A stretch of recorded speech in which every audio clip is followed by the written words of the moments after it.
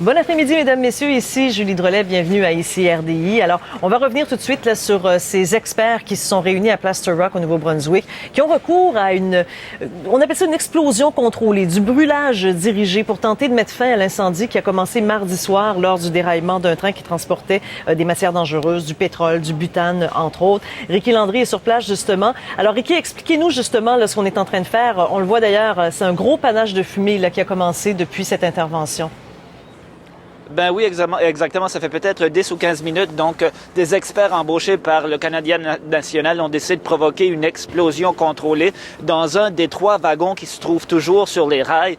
Donc, il y en a seulement 3 maintenant. 2 de ces wagons-là continuent de brûler. Ce sont les 2 wagons dont on parle depuis ce matin, là, qui brûlent à petit feu, qui contenaient du pétrole liquéfié. Il en reste un 3e qui contenait le même carburant qui n'avait pas explosé. Celui-là était toujours intact.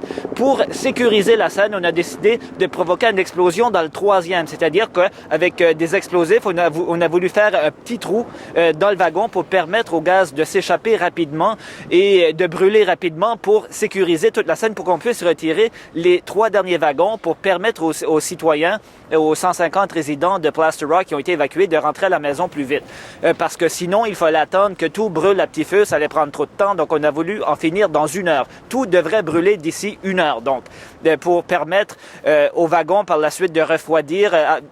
Dans environ 3 heures, les experts devraient pouvoir se rendre sur les scènes. La scène sera sécurisée. Ils pourront évaluer la situation et dans les heures qui suivront, probablement retirer les wagons pour terminer donc le nettoyage. Le but, c'est de permettre aux résidents de rentrer à la maison et de rouvrir cette voie de transport des marchandises qui est très importante dans la région aussi. Est-ce que ça veut dire donc que les personnes évacuées vont enfin pouvoir regagner pour de bon là, leur résidence?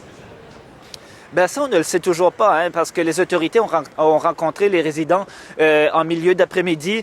Ils ne l'auront pas dit s'ils pourront rentrer aujourd'hui. Il faut toujours évaluer la situation, voir si les mesures de sécurité sont toutes prises, s'il y a toujours un risque, s'il y a toujours des dangers avant de leur permettre de retourner à la maison. On ne donne pas de date non plus. On ne sait pas si ça va être aujourd'hui, demain, dans 2 jours.